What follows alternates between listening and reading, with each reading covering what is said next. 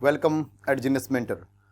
बच्चे, हम पढ़ रहे थे पिछले 1000 वर्षों के दौरान भारत के इतिहास में क्या कुछ परिवर्तन हुए, सामाजिक तौर पर, आर्थिक और राजनीतिक तौर पर, यानी सोशली, पॉलिटिकली, इकोनॉमिकली और साथ में कल्चर के चेंज। इन 1000 वर्षों के दौरान बहुत सारी जातियां नहीं बनी, बहुत सारे ऐसे ग्रुप थे जो आगे आप पढ़ने वाले हैं किस प्रकार उन्होंने इस जमाने का फायदा उठाया। ये वो जमाना था कि जब भारतीय पूरे उपमहाद्वीप में, पूरे हमारे सब कॉन्टिनेंट में बहुत सारे अवसर नए नए पैदा हो रहे थे। इन नए नए अवसरों का फायदा कुछ विशेष समूह के द्वारा उठाया गया। एग्जाम्पल राजपूत, जाट, सिख, मराठा, उसके अलावा अहोम राज्य। तो ये सब इसमें जो परिवर्तन हुआ हमने उसको पढ़ना है। और लास्ट क्लास में हम जो पढ़ रहे थे वो था अमीर खुसरो के द्वारा जिन जिन बातों का, जिन भाषाओं का वहाँ पे इस्तेमाल किया गया है वे कौन कौन सी भाषाएं हैं। क्या वो भाषाएं आज इतने वर्षों के बाद बदल चुकी हैं या वे भाषाएं आज भी इसी प्रकार जो है बोली जाती हैं। तो हम लास्ट में बच्चे कहाँ तक थे? देखो, हम यहाँ पर आए थे। ये आपको पढ़ाया गया था अमीर खुसरो जो कि 14th सेंचुरी के कवि थे। उन्होंने जिन भाषाओं का यहाँ पर जिक्र किया है, बस लास्ट में आपसे प्रश्न मैंने ये पूछा था कि भाई आपको इन भाषाओं की एक लिस्ट तैयार करनी है।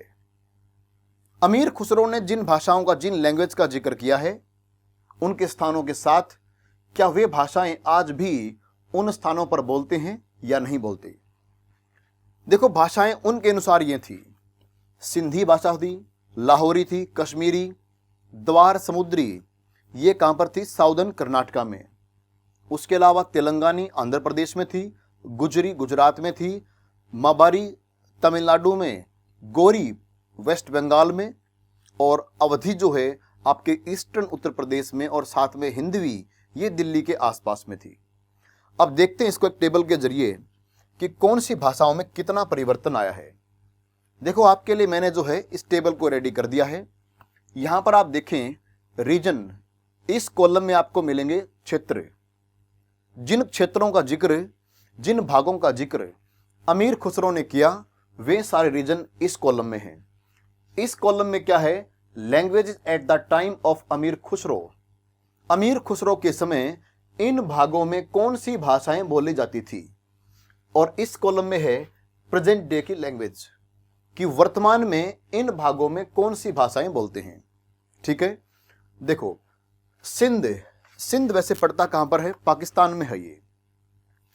सिंध में अमीर खुसरो के समय बोली जाया करती सिंधी, और प्रेजेंट डे में क्या बोलते हैं? सिंधी बोलते हैं, साथ में यहां पर उर्दू भी बोलते हैं, लेकिन यहां की सिंधी है भाषा। ठीक है, तो इसमें कोई चेंज नहीं आया है। जो उस समय था वो भाषा आज भी है, और भाषा का नाम भी सेम है, सिंधी। अगला स्थान है लाहौर। बच्चे, ये भी पड़ता पाकिस्तान में ही है। लाहौर में बोली जाया करती लाहौरी, पर आजकल क्या बोलते हैं? पंजाबी और उर्दू। तो यहां पर चेंज आ चुका है। यहां पर पहले वाले में क्या है? कोई चेंज नहीं आया था, सेम है। सिंधी पहले बोली जाया करती, सिंधी आज भी बोलते हैं, कोई परिवर्तन नहीं है। इसमें लाहौरी बोली जाया करती, आजकल पंजाबी और उर्दू को बोलते हैं, तो यहां परिवर्तन आ चुका है। कश्मीर में बोला करते कश्मीरी, यहां आजकल भी कश्मीरी ही बोलते हैं, इसमें कोई परिवर्तन नहीं है। दक्षिणी कर्नाटका में अमीर खुसरो के इसमें बोली जाया करती द्वार समुद्री, और यहां पर अब क्या बोलते हैं? कन्नड़। तो कर्नाटका में कन्नड़ बोलते हैं आजकल, तो यहां पर आ गया चेंज। आंध्र प्रदेश में तेलंगानी बोली जाया करती, आजकल बोलते हैं तेलुगु, परिवर्तन आ चुका है। गुजरात में गुजरी बोली जाया करती, आजकल बोलते हैं गुजराती, परिवर्तन आ चुका है। तमिलनाडु में माबारी बोली जाया करती, आजकल तमिल बोलते हैं, यहां पर भी परिवर्तन आ चुका है। उसके अलावा जो है बंगाल में गोरी बोली जाया करती, आजकल बंगाली बोलते हैं, परिवर्तन आ चुका है। ईस्टर्न उत्तर प्रदेश में अवधी, और आजकल भी अवधी ही बोलते हैं, यहां पर कोई परिवर्तन नहीं आया है। दिल्ली के आसपास के भागों में हिंदवी बोली जाया करती और आजकल बोलते हिंदी, तो यहां पर परिवर्तन आ चुका है। आपने इस टेबल को देख लिया। अब देखो, सवाल ये था, साथ में काम ये भी करना था कि भाई एक लिस्ट आपने तैयार करनी, वो मैंने तैयार कर दी।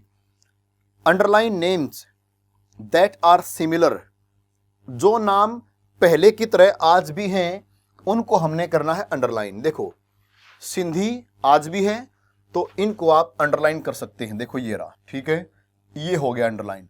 जो सेम है उसको आपने अंडरलाइन करना है। कश्मीरी सेम है तो इसको आप अंडरलाइन कर सकते हैं, ठीक है। उसके अलावा और सेम क्या इनमें से, अवधि, तो अवधि को भी अंडरलाइन कर सकते हैं। और देख लो कोई है इसमें कोई मैच करता हो तो उसको आप अंडरलाइन कर सकते हैं, ठीक है। अब दूसरे पॉइंट पे आते हैं। Underline names that are similar and circle those that are different, तो जो अलग हैं उनको हमने उनके ऊपर जो है सर्कल करना है। तो सर्कल किस पे करोगे, बाकी जो बच के सारे यही हैं, जिनमें परिवर्तन आया है वो सारे यही हैं, तो उन पे आप सर्कल कर सकते हैं, ठीक है। तो ये मैंने छांट दिए अलग से। अब यहां पर देखते हैं, इसके नीचे एक बात और भी थी। Did you notice that the names by which language are known have changed over time, क्या आपने इस बात को नोटिस किया कि जो भाषाएं हम जानते हैं उन भाषाओं के जो भी नाम थे क्या वो समय के साथ बदल चुकी हैं। देखो समय के साथ कुछ भाषाओं के नाम बदले हैं। एग्जाम्पल अगर गुजरी है, गुजराती इसको बोलते हैं, हिंदवी है उसका नाम हिंदी हो चुका है, कुछ परिवर्तन आता है। तो इसका मतलब है कि समय के साथ साथ जो है भाषाओं के नाम, यहां तक कि भाषाओं के शब्द, उसके वर्ड, और यहां तक कि भाषाओं को लिखने का तरीका, ये सब इसमें परिवर्तन आ जाता है। तो बिल्कुल इसमें चेंज आता रहता है, ठीक है। अब हम आगे बढ़ते हैं, जिनका जिक्र यहां पर हुआ है। देखो इस समय क्या था बच्चे कि कई जगह पर जो है कई आपको साम्राज्य देखने को मिलते हैं। आपके चैप्टर में कुछ इस प्रकार के साम्राज्यों का जिक्र है कि यहां पर कौन कौन से आप साम्राज्य देखने वाले हैं, जैसे कि चोल, ठीक है, हमने इसके बारे में पढ़ा कि चोल साम्राज्य आप चैप्टर नंबर 2 के अंदर पढ़ेंगे। उसके अलावा तुगलक, इसको आप चैप्टर नंबर 3 के अंदर पढ़ेंगे, और मुगल को आप चैप्टर नंबर 4 के अंदर पढ़ने वाले हैं। गयासुद्दीन बलबन की कहानी थोड़ी सी हमने पढ़ी कि कितनी तारीफ जो है एक प्रशस्ति में की गई थी, ठीक है। अब एक मैप जो है, एक बार पहले मैं आपको ये समझाता हूं कि इस मैप का अर्थ क्या है। देखो ये map number 3, provinces of the Delhi sultanate during Mohammad Tughlaq reign according to the Egyptian source Masalik al Absar fi Mamalik al अमसार। देखो ये उनका नाम है, मतलब इनके अनुसार जो है शिहाबुद्दीन उमरी, इन्होंने इसको देखो उस समय डिजाइन किया होगा भारत में कि भाई मोहम्मद तुगलक का साम्राज्य कहां तक फैला हुआ था। मोहम्मद तुगलक के समय कौन कौन से आप प्रांत देखते हैं। प्रोविंस का मतलब क्या होता है, प्रांत, इसको प्रोविंस को आप कहते हैं हिंदी में प्रांत, राज्य आप मान सकते हैं। देखो ये सारे इनके नाम हैं।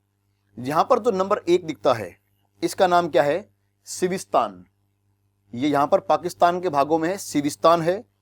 नंबर 2 पे यहां मिलता है आपको उच्च, इसको आप उच्च भी कह सकते हैं, इसको आप इस प्रकार लिख सकते हैं हिंदी में, देखो इसको इस प्रकार बोलेंगे उच्च, ठीक है। नंबर 2 पे आपने क्या देखा, उच्च। नंबर 3 पे ये रहा, ये है मुल्तान, ये मुल्तान है। और नंबर 4 पे है कलानौर, ये कलानौर। एक कलानौर जो है वो यहां पर हरियाणा में भी है, लेकिन ये वो कलानौर नहीं है, ये कलानौर है दूसरा, ये पाकिस्तान में है कलानौर। उसके बाद जो है नंबर 5 पे कलानौर के नीचे आप क्या देखते हैं, लाहौर। यहां पर बच्चे जो है लाहौर आ चुका, देखो ये रहा। लाहौर के बाद आप जो है नंबर 6 पे क्या देखते हैं, समाना, इसको आप क्या बोलेंगे, समाना। देखो हिंदी के नाम लिख रहा हूं साथ साथ में, इसको समाना बोलेंगे, समाना, ठीक है। ये 6 पे आ चुका है। और नंबर 7 पे क्या है, सरसूती, देखो ये रहा इधर, ये है सरसूती। उसके अलावा जो है नंबर 8 पे कुहराम, ये जो है ये नंबर 8 पे कुहराम है। नंबर 9 पे ये जो है हिस्सा आ गया, अभी देखो ये पंजाब हरियाणा के भाग आ चुके हैं। नंबर 9 पे क्या है, हांसी, और हांसी फिर देखो नीचे नंबर 10 पे क्या है, दिल्ली, ये आपका दिल्ली आ चुका है।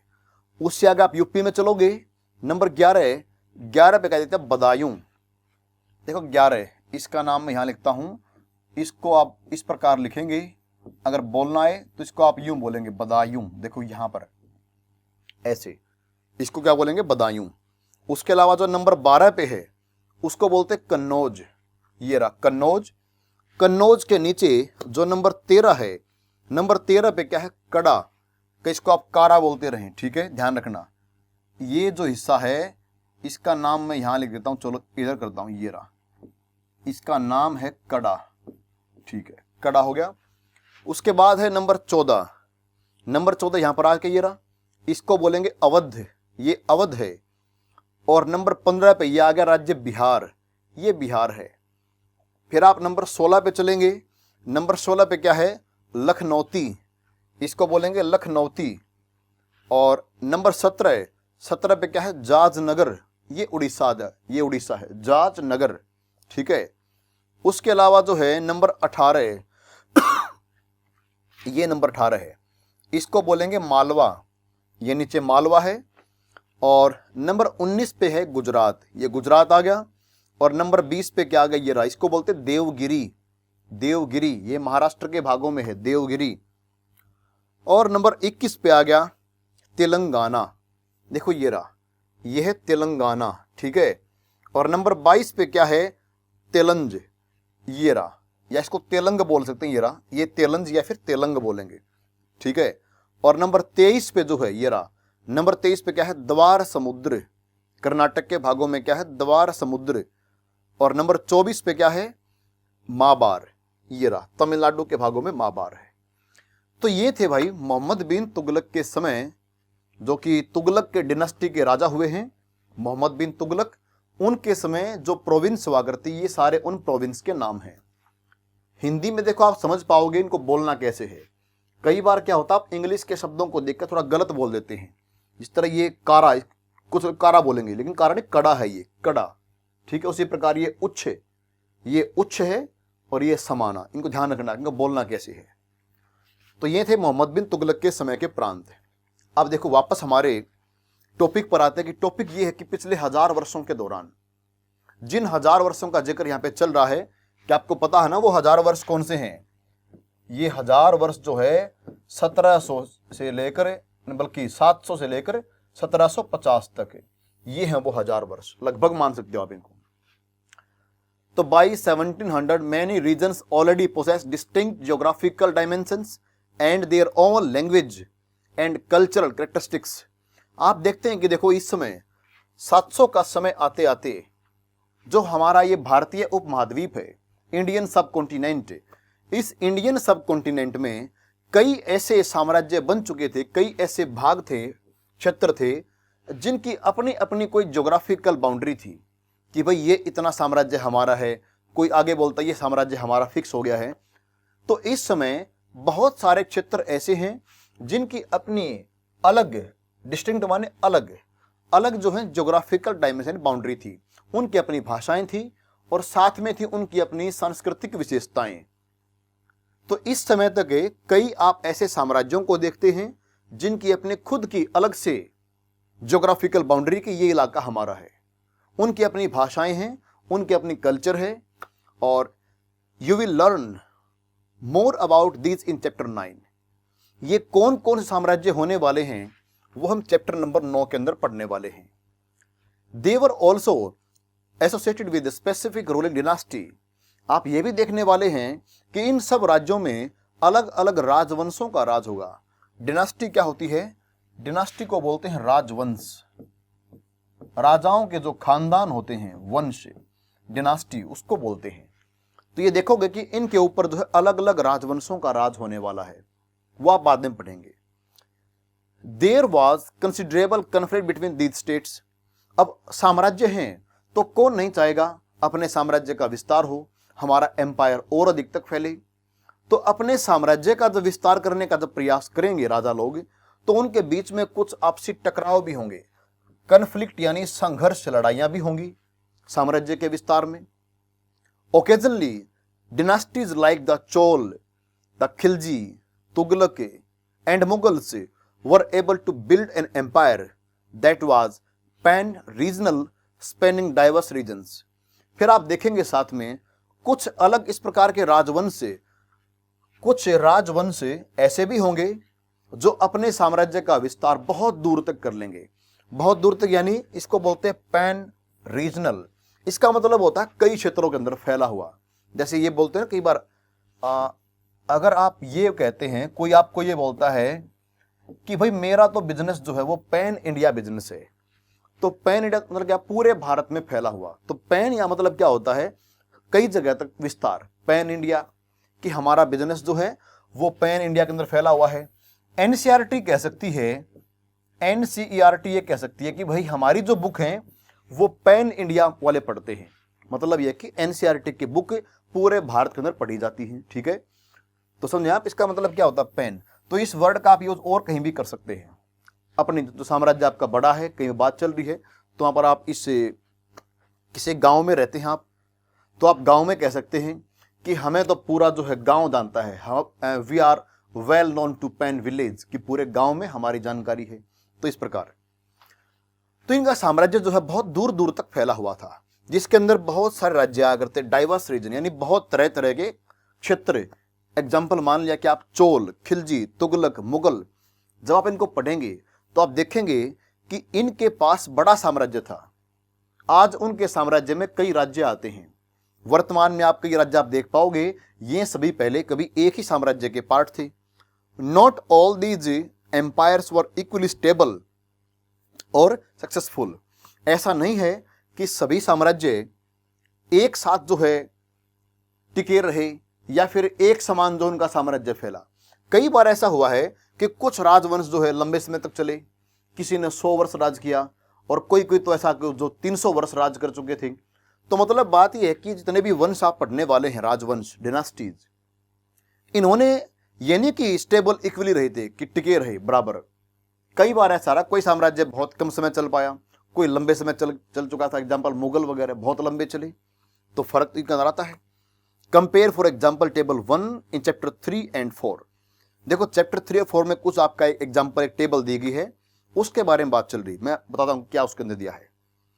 What was the duration of rule of the Khilji and Mughal dynasty. अगर आप ये देखें कि खिलजियों ने कब तक राज किया और मुगलों ने कब तक राज किया। देखो जो खिलजी वंश था, खिलजी डिनास्टी, उसने 1290 से लेकर और 1320 तक राज किया। तो इसमें कितने वर्ष हुए, इसमें वर्ष हो गए 30। तो इन्होंने लगभग 30 साल राज किया है। जबकि आप अगर मुगल को देखते हैं, मुगल, तो मुगलों ने 1526 से लेकर और लगभग 1858 तक राज किया है। देखो कितने लंबे समय चले हैं, कितने साल देखो हो चुके हैं। लगभग जो है 350 सवा 300 साल।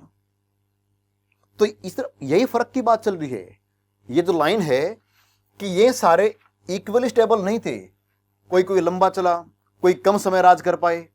तो मुगल काल जो है, मुगलों ने भारत पर बहुत लंबे समय तक राज किया है। शुरुआत में तो पूरे भारत पर राज करते थे, हालांकि धीरे धीरे 1707 में जब देखो औरंगजेब की मृत्यु होती है, तो औरंगजेब के मरने के बाद जो मुगल साम्राज्य है, मुगल एम्पायर है, वो कम होता गया और आखिर तक आते आते ये सिर्फ दिल्ली के आसपास तक रह चुका था। लेकिन फिर भी मुगलों ने भारत पर जो है बहुत लंबे समय तक राज किया है। तो इसका मतलब ये हुआ कि सल्तनत या जो भी साम्राज्य बनते हैं, कोई गारंटी नहीं कि एक समान वो राज करेगा। When the Mughal empire decline in the 18th century, देखो जब मुगल एम्पायर, जब उसका पतन शुरू हुआ, डिक्लाइन माने पतन होना, उसमें गिरावट आना। अभी मैंने आपको बताया 1707 में औरंगजेब की मृत्यु होती है, और यह जमाना कौन सा है, यह है 18th सेंचुरी। ठीक है, देखो उसी की बात चल रही है कि 18th सेंचुरी में, तो 18th सेंचुरी में औरंगजेब की मृत्यु के बाद मुगल साम्राज्य में लगातार गिरावट आती है। उसी की बात यहां पर है कि decline in the 18th century it lead to the reemergence of regional states, जो कि आप चैप्टर नंबर 10 में पढ़ने वाले हैं। मुगल साम्राज्य का पतन हुआ तो उससे कई छोटे छोटे राज्य उभर के आए, क्षेत्रीय, कई क्षेत्रीय जो राज्य थे वे उभर के आए। जब आप देखोगे कि मुगलों का पतन होगा तो मुगलों के डिक्लाइन का फायदा एक तो उठाएंगे मराठों को फायदा होगा, उसके अलावा जो है जाटों को फायदा होगा, जाट राज्य बनेगा, सिख राज्य बनेंगे और कई इस प्रकार के जो है राज्य बनने वाले हैं। वो आप आगे जाके पढ़ोगे। देखो, जब एक बहुत बड़ा पेड़ जब गिरता है तो बड़ा पेड़ जब तक वो है फैला हुआ है तो ऊपर से वो धूप को रोकता है, बारिश को भी रोकता है, तो नीचे के जो छोटे छोटे पौधे जो हैं उनको उभरने में जो है मौका नहीं मिल पाता। जब वो बड़ा पेड़ गिरता है तो नीचे की छोटी छोटी जो वनस्पति है, वेजिटेशन है, उनको उभरने का मौका मिलता है, उनको अच्छी धूप मिलती है, अच्छी बारिश मिलती है। तो इस कारण जो है एक बड़ा पेड़ गिरने के बाद उसके नीचे की जो वेजिटेशन उसको बड़ा फायदा होता है। वही केस यहां पर लागू है। जब ये मुगल साम्राज्य का पतन होगा तो उसके अंडर में जो छोटे छोटे साम्राज्य थे उन साम्राज्यों को उभरने का मौका मिलेगा। But years of imperial pan regional rule had altered the character of the region। लेकिन आप देखेंगे कि जब मुगलों ने भारत पर इतने समय तक राज किया, years of imperial साम्राज्यवाद के इतने समय, तो उन पूरे समय में जहां तक इनका राज था यानी पैन रीजनल रूल, ठीक है, जहां तक इनका साम्राज्य फैला हुआ था उसमें कई सारे ऐसे परिवर्तन आ चुके थे, यहां तक कि उनकी लैंग्वेज बदल चुकी थी। क्योंकि मुगलों की जो भाषा थी, मुगल जिस भाषा को बोलते थे उसको बोला करते पर्शियन यानी फारसी भाषा। तो जब पूरे भारत पर अगर मुगलों का राज था तो इसका मतलब यह है कि मुगलों की भाषा पूरे भारत पर लागू थी। तो वहां की जो भाषाएं थी लोकल, तो उन पर भी जो है आप इसका असर देखें, किस प्रकार असर पड़ा। पर्शियन के शब्द किस प्रकार उनकी भाषाओं में शामिल होंगे, ठीक है।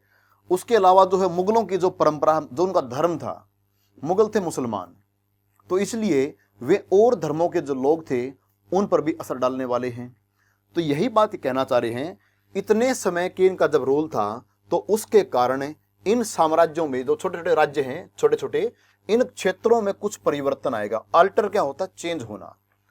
Across most of the subcontinent the regions were left with a legacy of the big and small states that had ruled over them. जब आप देखेंगे कि इतना बड़ा साम्राज्य जिस पे मुगलों का राज था, उसका परिवर्तन यह होने वाला कि जब उसका पतन होगा, across most of the subcontinent the region were left, तो फिर क्या होगा, पूरे भारत के अंदर फैले हुए छोटे छोटे राज्य, वहां पर इनकी जो लिगेसी है वो बनी रहेगी। लिगेसी क्या होती है? उसकी परंपरा। लिगेसी माने उसका कुछ योगदान वहां पर, ठीक है, वो रहेगा। और ये जो राज्य होंगे छोटे छोटे, तो आपको बताया मैंने, कुछ मराठा साम्राज्य बनेगा, जाट राज्य बनेंगे, सिख बनेगा, और साम्राज्य इस प्रकार के बनने वाले हैं। तो उन सब के ऊपर जो है इसका असर रहेगा। This was apparent in the emergence of many distinct and share traditions, क्योंकि इसमें क्या होता है कि एक शेयर कल्चर को जन्म दिया जाएगा। जब मुगलों ने जब भारत पे राज किया था तो मुगलों की जो कल्चर थी वो अलग थी। वे तो मोस्टली मुसलमान थे, सारे के सारे मुसलमान ही थे। उनके रीति रिवाज अलग थे, उनकी ट्रेडिशंस अलग थी, उनका बिहेवियर अलग था। लेकिन जो यहाँ के जो और लोग थे उनका धर्म कुछ और था, उनकी परंपराएं कुछ और थी। तो एक मिक्स कल्चर को यहाँ पर जो है जन्म दिया जाएगा, उसका मतलब बनेगी mix culture. This was apparent in the emergence. आप देखने वाले हैं कि यहाँ पर किस चीज का जो है उत्पत्ति होगी, many distinct and share tradition से in the realms of governance, the management of the economy, elite culture and language. आप देखेंगे रियल्म क्या होता है? साम्राज्य, मतलब उसका इलाका, मतलब आप मानेंगे सरकार जो है, गवर्नमेंट है, उस गवर्नमेंट के अंदर भी आप कुछ ऐसी मिक्स बातों को देखेंगे, कुछ मिक्सअप देखने वाले हैं। मैनेजमेंट के अंदर आप देखेंगे, अर्थव्यवस्था के अंदर आप देखेंगे, शहरी और उच्च वर्ग की जो कल्चर है, एलाइट कल्चर, संस्कृति, उसके अंदर आप देखेंगे। और भाषा के अंदर भी बहुत कुछ परिवर्तन देखने को मिलेगा। आप देखेंगे इस समय में, जब तक आप चैप्टर पढ़ते जाएंगे एक के बाद फिर दो, फिर तीन, इस प्रकार, तो लास्ट तक आते आते आप सीख जाएंगे कि किस प्रकार एक बड़े साम्राज्य का छोटों पर कितना असर होता है। और जब दोनों साथ साथ रहते हैं तो कुछ बातों को वे स्वीकार कर लेते हैं, जो मिक्स बन जाता है। अगर आप अपनी हिंदी को उठाकर देखें तो हिंदी में ऐसे पता नहीं कितने शब्द हैं बहुत सारे शब्द ऐसे हैं जो पर्शियन लैंग्वेज के हैं। यहां तक कि जो नई भाषा बनी है उर्दू, वो उर्दू भाषा क्या है, वो हिंदी और पर्शियन का मिक्सचर थी। और जब आगे आप देखोगे, जब अंग्रेज भारत पर राज करेंगे तो उनकी इंग्लिश के बहुत सारे शब्द जो हैं वो हिंदी के अंदर आ जाएंगे। एग्जाम्पल आप कहते हैं कि रेलगाड़ी, वो तो वैसे तो देखो रेल तो इंग्लिश का शब्द है, ठीक है, तो इस प्रकार जो मिक्सअप हो जाएगा। तो अंग्रेजों वाली जो भाषा है इंग्लिश से, तो उसके अंदर कुछ भारतीय शब्द चले जाएंगे, हिंदी वाले वर्ड घुस जाएंगे उसके अंदर, तो मिक्सअप होता रहता है। उसी की यहां पर बात चल रही है कि मुगल साम्राज्य जो इतने समय तक भारत पे राज करेगा, उसके अलावा दिल्ली सल्तनत हम पढ़ने वाले हैं, तो इनके कारण जो यहाँ के जो लोकल थे, स्थानीय जो लोग थे, उनकी कल्चर, उनकी भाई सरकार की बातें, इकोनॉमी, इन सब के अंदर कुछ परिवर्तन देखने को मिलेगा।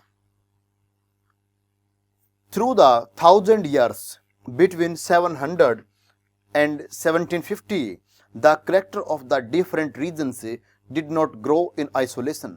आप यहां पर यह भी देखने वाले हैं कि इन 1000 वर्षों के दौरान जितने भी जो ये अलग अलग क्षेत्र हैं, उनमें ऐसा कोई नहीं मिलेगा जो बिल्कुल अलग ही चला हो, जो कभी किसी का गुलाम ना रहा हो या कभी किसी के संपर्क में ना आया हो। तो सब पे देखो असर तो पड़ता है।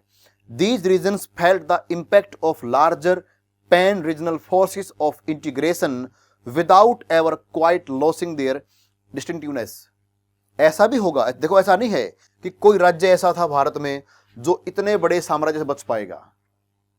मान लिया कि चलो ठीक है कि उसके ऊपर डायरेक्ट जो है इतने बड़े साम्राज्य का राज नहीं हुआ, बच गया उससे कुछ समय के लिए, लेकिन फिर भी उसका असर वहां पर जरूर पड़ेगा। या आप देखेंगे कि इन सारे क्षेत्रों में ऐसे आप प्रभाव को देख पाएंगे, उस इंपैक्ट को देख पाएंगे जो एक बड़े साम्राज्य का पड़ता है, बड़े साम्राज्य का, ठीक है। तो इस प्रकार के, और यह भी होगा कि उसकी अपनी खुद की जो विशेषताएं हैं, कुछ अलग बातें वो बनी रहेंगी, पर फिर भी कुछ बातों का असर के ऊपर पड़ने वाला है। चाहे वो आप कोई भी राज्य देख लेंगे, अभी उन सब के नाम सामने आने वाले हैं। चिंता ना करें कि पता नहीं क्या चल रहा है, उसका जिक्र, जिन जिन बातों का जिक्र यहां पर कुछ कुछ दिया है, वे आने वाले सभी चैप्टर्स में आप उनको पढ़ने वाले हैं। तो इसका मतलब है, अगर आपसे देखो प्रश्न पूछता है एग्जाम में, वो आपसे यहां से ये प्रश्न पूछ सकता है कि भाई एक पैन इंडिया या पैन रीजनल जो एम्पायर है, उसका दूसरे क्षेत्रों पर क्या असर पड़ सकता है। तो उसका असर क्या पड़ सकता है, उसकी गवर्नेंस, उसके ट्रेडिशंस, उसके मैनेजमेंट ऑफ इकोनॉमी, उसकी कल्चर, उन सब बातों पे जो है उसका असर पड़ता है। और इतने जब बड़े इलाके में कोई साम्राज्य होता है तो कोई भी जो है क्षेत्र उससे बच नहीं पाता, सबके ऊपर उसका असर पड़ता है, इंपैक्ट तो पड़ता ही है, ठीक है। उसके अलावा जो है एक यहाँ पर छोटा सा प्रश्न आपके सामने है, find out whether and for how long your state was part of these pan regional empires. प्रश्न ये है कि भाई आप जहां पर भी रहते हैं, जो भी आपका राज्य है, आपका राज्य कितने कितने समय के लिए किस साम्राज्य का हिस्सा रहा और उसका उसके ऊपर क्या असर पड़ा। अब देखो ये तो काम तुम लोगों ने खुद ही करना है, क्योंकि अब मुझे नहीं पता कि बच्चे किस किस राज्य के यहां पर पढ़ रहे हैं। वो किसी भी तुम स्टेट के हो सकते, क्या तो तुम हरियाणा के हो, क्या तुम यूपी के हो, मध्य प्रदेश के हो, दिल्ली से हो, या किसी और स्टेट से हो, असम से हो, हमें नहीं पता ना। तो इसलिए सभी राज्यों के बारे में हम कैसे बताएंगे। इसलिए बच्चों ये काम तो आप लोगों ने खुद ही करना पड़ेगा कि तुम्हारा राज्य कब किसका पार्ट रहा, ठीक है। तो या तो फिर एक काम करेंगे, जो आपको बताया जा रहा है तो अपने साथ साथ में अपने राज्य को दिमाग में रखें। जब आपको मैं बताऊंगा दिल्ली सल्तनत है, तो ध्यान रखना जो भी तुम्हारा स्टेट होगी, तुम्हारा राज्य होगा, तो मैच कर लेना कि भाई हमारा राज्य क्या उसका पार्ट रहा है या नहीं रहा, वो बताऊंगा बीच बीच में, ठीक है। लेकिन ये काम अपने खुद ही करना पड़ेगा। अब देखो इस समय जो परिवर्तन हुए उन्हीं परिवर्तनों में से एक आपके सामने चेंज है कि धर्मों में इसका क्या असर हुआ। जिन बातों का जिक्र हमने यहां पर किया कि क्या कुछ परिवर्तन होंगे, उसका इंपैक्ट क्या पड़ने वाला है, उसी इंपैक्ट में हमारा पहला टॉपिक जो है वो है कि नए और कुछ पुराने धर्म कि धर्मों का यहां पर क्या हुआ। और इसको हम पढ़ेंगे बच्चे हमारे नेक्स्ट लेक्चर में। आप देखेंगे किस प्रकार धर्म के अंदर जो है नई नई बातें ऐड होती हैं, पुरानी बातें छूट जाएंगी, दो धर्मों का मिक्सअप भी हो जाएगा, कुछ नया बन जाएगा। तो वो आप यहाँ पर पढ़ने वाले हैं। तो ये मिलते हैं अगली क्लास में, तब तक के लिए नमस्कार।